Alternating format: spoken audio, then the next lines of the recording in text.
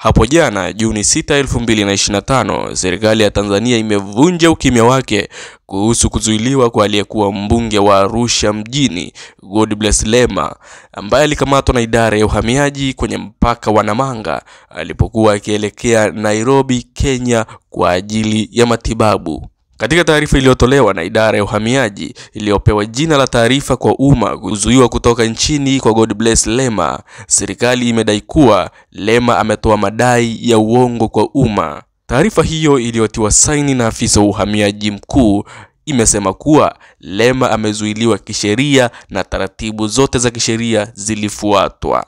Aidha, serikali imesema ilipata taarifa ambayo ilihitaji Lema ahojiwe na wala sio kwamba kila kiongozi wa Chadema hakubaliki kusafiri nje ya nchi kama jinsi Lema alivyowaaminisha watu.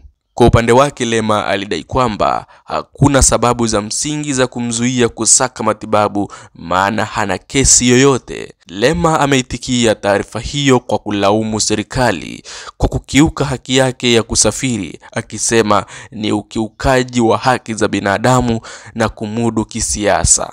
Chadema pia imelaani kitendo hicho, ikiita ni sehemu ya kampeni ya kunyamazisha wapinzani. Hali hii inazidi kuongeza wasiwasi kuhusu uhuru wa kisiasa hapa nchini Tanzania. Na hii ni Rasmi TV.